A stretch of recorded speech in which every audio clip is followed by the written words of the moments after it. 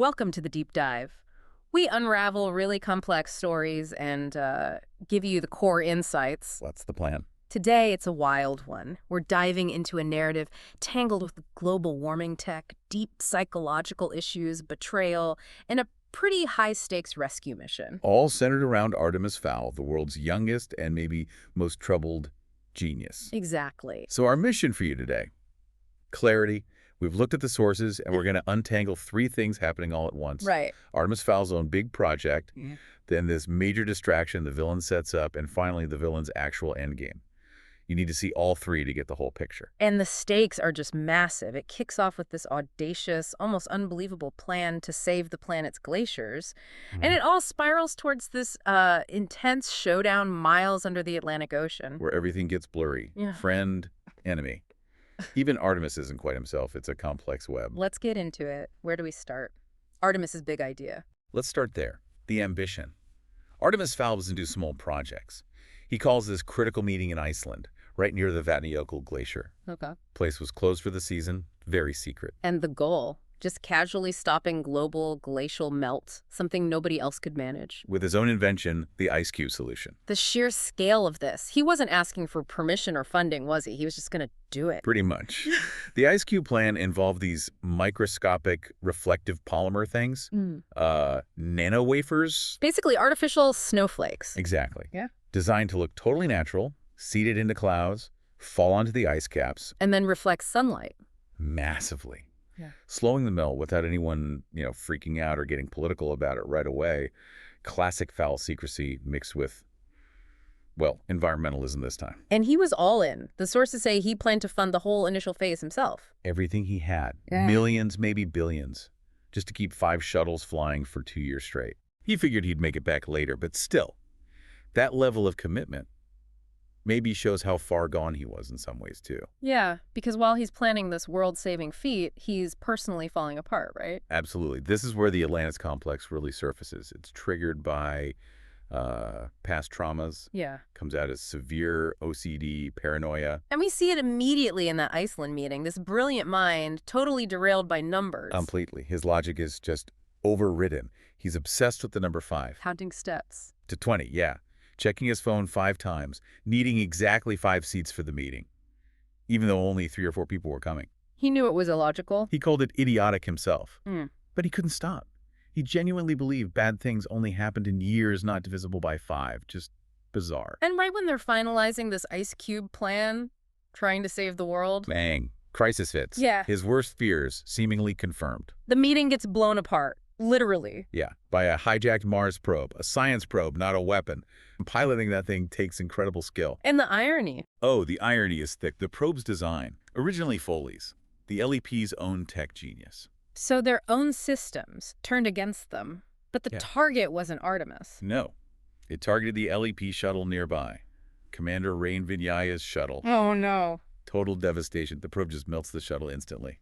Vinyaya and her whole squadron gone. A huge blow to the people. And Artemis watches it happen.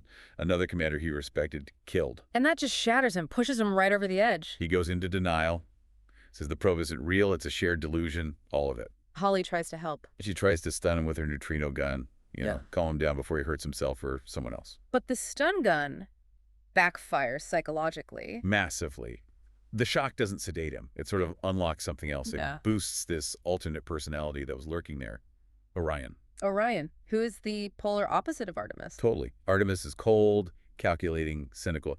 Orion is, well, he's like a bad romance novel character. Yeah. Super sentimental, flowery language. Calling Holly princess and maiden. Stuff like that, yeah.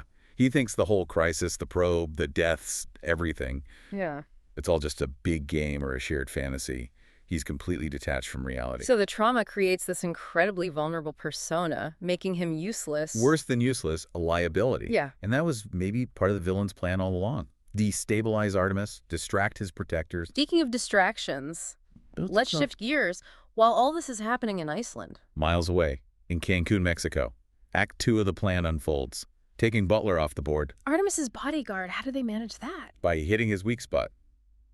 Family. Mm. Butler gets a fake emergency alert. Looks like it's from his sister, Juliet. So he drops everything. Immediately.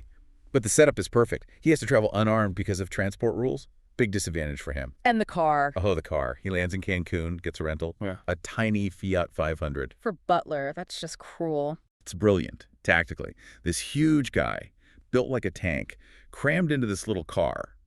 The source says he literally had to rip the driver's seat out to drive it from the back. He's off balance, uncomfortable, unarmed. Perfect. So he finds Juliet at a wrestling match. Yeah, she wrestles as the Jade Princess. He gets there, sees it's all scripted, thinks the danger's past. And that's when the real trap springs. Exactly. The villain uses mesmer fairy mind control, but amplified.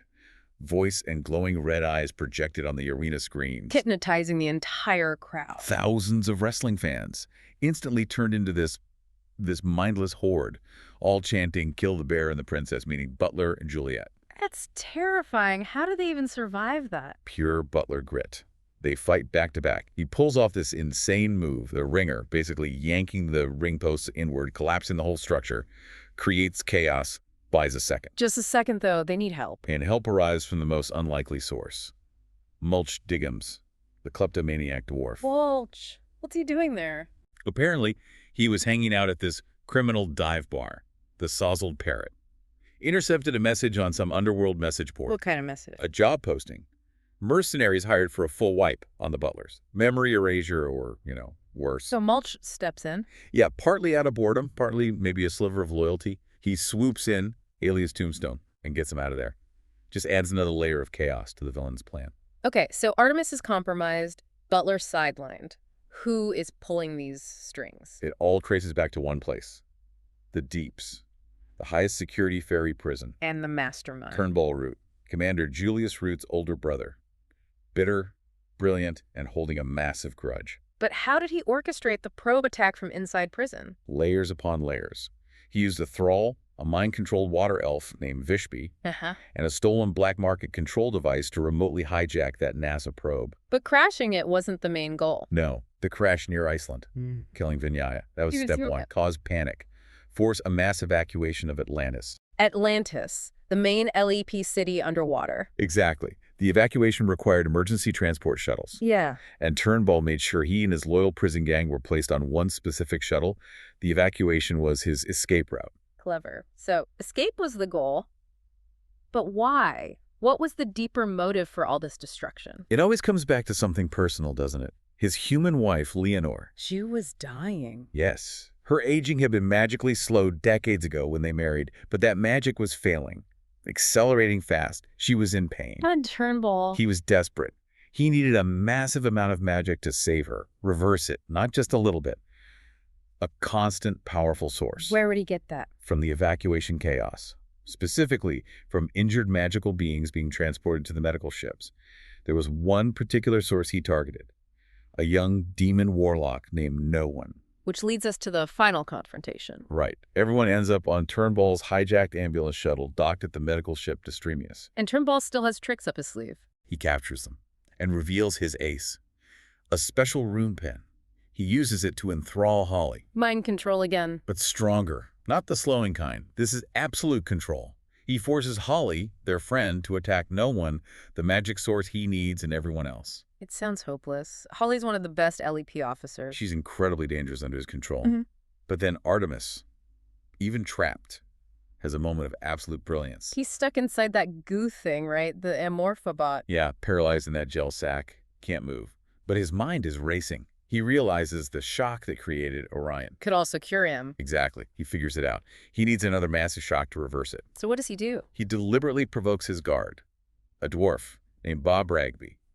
Uses his intellect for psychological warfare, saying incredibly specific, nasty things about Ragby's personal hygiene, his fungal issues, really personal stuff. Until Ragby snaps. Until Ragby gets so furious, he zaps Artemis with a powerful electric shock. And it works. Instantly, the shock flips the switch. Orion vanishes. The cold, calculating genius Artemis Fowl is back online. Just like that. And that changes everything. Completely.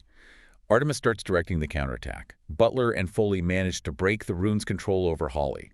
They start fighting back. But before they can stop Turnball. Someone else steps in. Leonore, his dying wife. The reason for all of this... He confronts him. Yes. It's not totally clear if she broke free from his influence or just saw the monster he'd become. But she makes a choice. She doesn't let him save her. No. She rejects his horrific plan, accepts her fate. She gets Turnball onto the stolen ambulance shuttle, On flies it. Where? deep into the Atlantis Trench, crushing ocean depths. She sacrifices herself, taking him with her. Her last words about finally getting to fly again, heartbreaking. But it stops him, stops everything. Wow. Just layers upon layers. A prison break, a NASA probe hijacking, a psychological breakdown, all linked, all culminating in that sacrifice. And Artemis's own issues were the key vulnerability Turnball exploited. It's an incredibly intricate plot. And the fallout, well, Artemis is cured of Orion, which is good. But not fully recovered. No.